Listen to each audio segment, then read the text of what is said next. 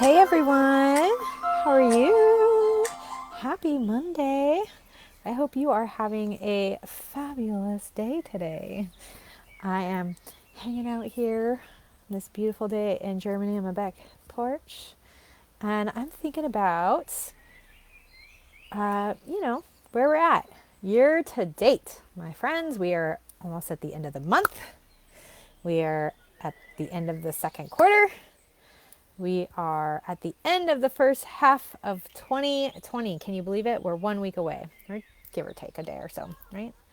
It's craziness. I cannot believe that we are sliding in to the second half of this year. And I know that the first half has been a bit insane. And so, where are you at with your goals? I know that if you are not where you want to be, me pointing out that we are almost at the end of the month, almost at the end of the quarter, and almost halfway through the year makes you probably want to kick me in my shins. That's okay. I feel you. It sucks. It does not feel good to underperform and under earn. And that's why I want to help you with that. I want you to fight like hell to save this month, to save this quarter, to get you some new momentum to finish 2020 strong. And so I was thinking about motivation and what fuel we are using to motivate ourselves to achieve our goals. And there's three that I want to talk about. Sometimes they're we discuss them in different ways, but they're really urgency, pressure, and punishments. And I wonder if your brain already went to what you think they are. No problem. I'll define them a little bit more in a second. But I want you to, in order to get different results, we need to have some awareness of what we're doing so that we can change it if it's not working, right? So on the scale of 1 to 10, how would you rate your urgency to achieve your goal by the deadline? And maybe your deadline is not end of the month, end of quarter, end of year. Maybe it's on a different timetable. But when we're talking about goal achievement, how would you rate your urgency? Second, on a scale of 1 to 10, how would you rate the pressure you are feeling about your goals? And lastly, on a scale of 1 to 10, how much are you punishing yourself because of your performance? All right, once you've got your numbers for urgency, pressure, and punishments, got those? You could drop them in the comments if you won't. That would be all right. Once you have an awareness on how you would rate that, let's talk about why these numbers matter. First, with urgency, we want that rating, the number we gave it, to be as high as possible, as close to 10 as we can get. Because when we have high urgency, we know what we want, why we want it, and how it's more important than our excuses. When we have a high level of urgency, it helps keep us focused on our goal, on the deadline, and what we can do today, right now, to get closer to the finish line. If your urgency rating is really low, then you probably don't believe that you'll achieve your goal, and you may have even given up, even though there's still time, even though there's still a week till the end of the month, end of the quarter, midpoint of the year. So urgency is a really helpful motivator unless you're experiencing high levels of pressure and high levels of punishment. If you have high pressure, high punishment, and high urgency, then urgency is going to feel more like stress and anxiety and overwhelm rather than a clear burning desire to help you keep focused on your goal. All right, next motivator, pressure. We want our pressure rating to be as low as possible. So if it's really high, we want to think about how we can intentionally lower the pressure we're exerting upon ourselves. Because when we feel high pressure, our focus and attention are more likely to be on falling short of the goal. And that high level of pressure reduces our effectiveness. We don't show up as our best version of ourselves to work when the pressure is really high. We end up feeling really frantic and we spin in a lot of circles. So when we feel less pressure, we're able to really focus in on the next specific action we can take right now in this moment to chip away at our goal.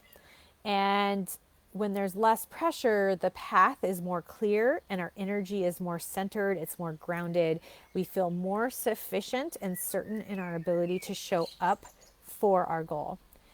And here's the tricky thing that ends up happening is we often apply pressure when we should actually increase the urgency instead, right? So if we have low urgency and high pressure, we know we just need to lower the pressure and increase the urgency, that clearness on what it is that we want, why we want it, and why it's more important than our excuses.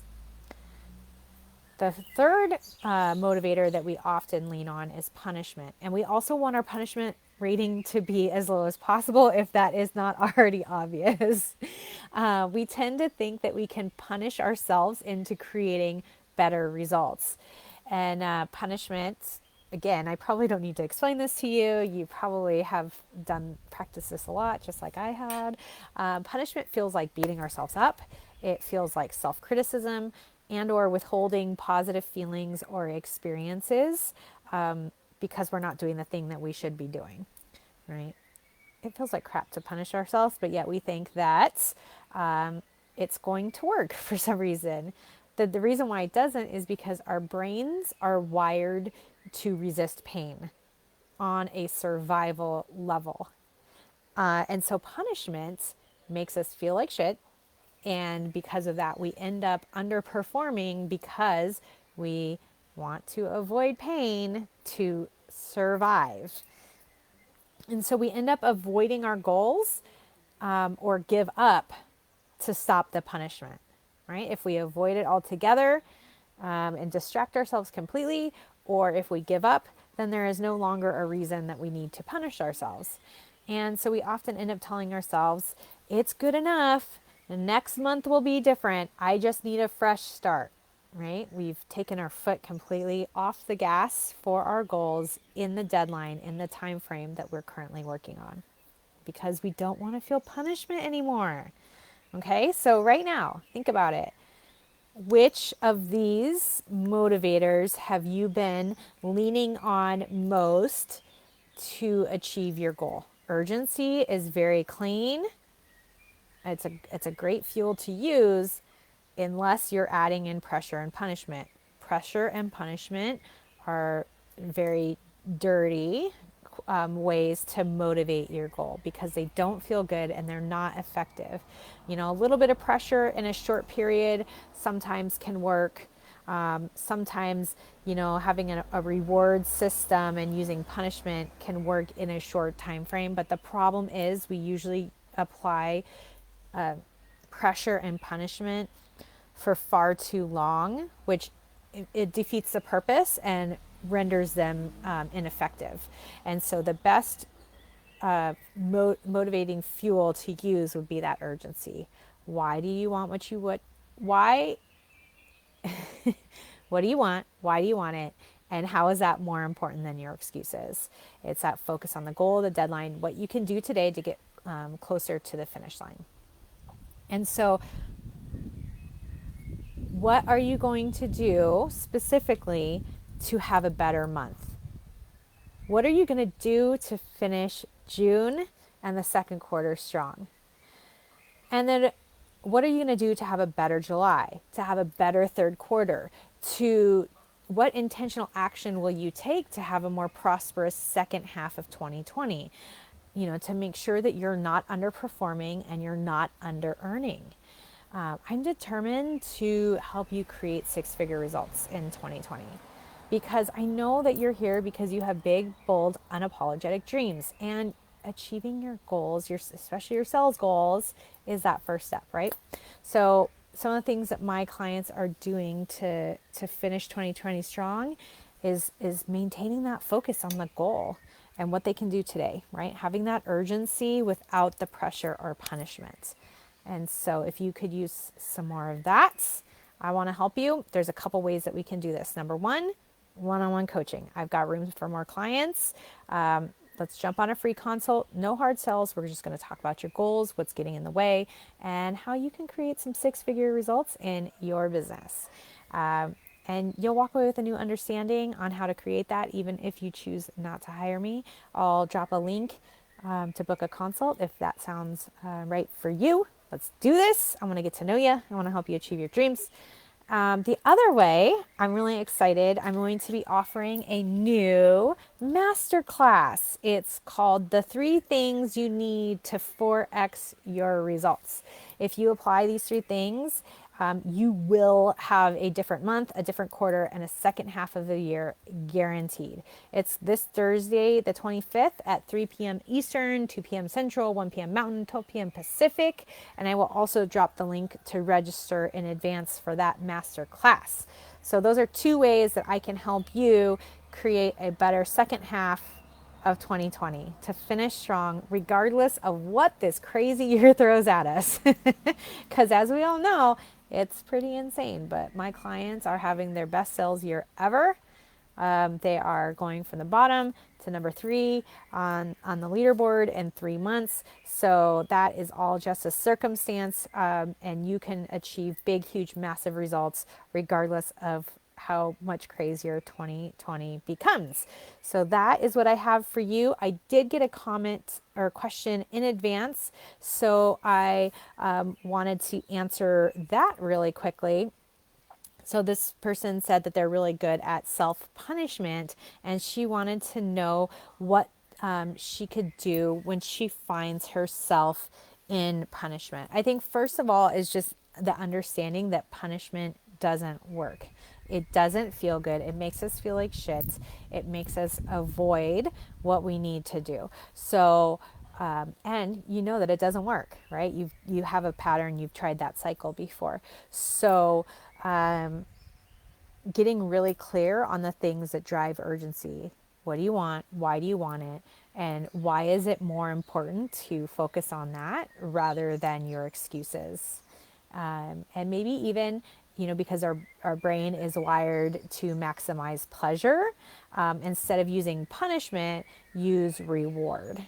It's the opposite trigger, but it's more effective to use reward than punishment, just because our brain doesn't want to feel pain.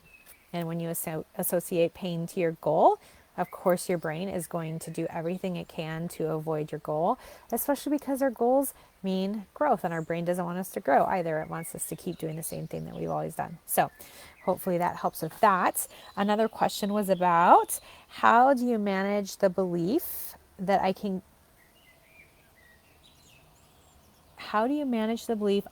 get more than I am able in a short period of time? For example, I sometimes think I can get the bathrooms cleaned, the garage reorganized, the hall closet organized, dinner cooked, and the yard work done in a single day, and in parentheses, that's over 100 degrees, because this person lives in the Phoenix area. So I think in terms of managing our expectations, of course, our brain's going to be like, yes, you can do all of these things. And we don't really think it through. And so I think the best thing that you can do is, sure, write out your entire wish list of to-dos, and then give yourself a real assessment of how much time you think each of those tasks is going to take. Right? Like, how long does it take to clean the bathrooms if you're going to do them to the highest standard that you want them cleaned? How long is it going to organize the hall closet? How long is it going to take you to cook the meal? Obviously, sometimes, like when we go into reorganizing the garage, we can get into rabbit holes that take more time than what we expect. So for that type of task almost, or like the hall closet reorganization, depending on how crazy that is. You might want to double the amount of time that you think it's going to take. So you make your list of wish list items, the actions you would like to take, and then do an honest and fair and real assessment of how long each of those tasks are going to take. Give yourself and build in extra time, because usually we underestimate how long some of these things are going to take us. So add on some buffer to each of those, and then say, how much time do I actually have today? In 8 hours, like maybe, in your example, in a single day, you have 8 hours between when you get up and when you're going to be done for the day. What out of that list can actually be done in 8 hours? And the nicest version of yourself, are you giving yourself breaks? Are you going to allow yourself rest and meals and recovery, right? Because on a hot day, you're probably going to want to take a break in between some stuff. So you should just account for that too. If you get to the end of a task and you're like, all right, let's keep going, then obviously you don't need to give yourself a break. But if it's 100 degrees and you've been out in the garage organizing it, you're going to want to cool off. So you need to account for that too. And so, I think just being really honest in your assessment of how much time some of these things are going to take, it allows you to not get frustrated with yourself for falling short of an unrealistic amount of work for the amount of time that you actually have. And also, make sure to enlist help. Ask the people around you that are sharing a house with you to help you with some of these tasks as well. You don't got to do it all, girl. You don't have to do it all. But yeah, just adding that extra step of saying, how long will this task take me? And how much time do I need in between each of these tasks to kind of rest, recuperate, reorient to do the next thing. So that you're not sitting there telling yourself, well, I should be able to do 47 hours worth of work in a 6-hour day. So you're not setting yourself up for unrealistic expectations, and then you're also not falling into the habit of beating yourself up for falling short of something that was impossible to achieve from the start. So I hope that helps answer your questions. I hope you're having a beautiful Monday, and drop me some comments. What did you think? Which motivating fuel are you using? Is it urgency, pressure, punishment? And how are you going to do things differently moving forward? All right, I'll see you again later. Ciao, ciao.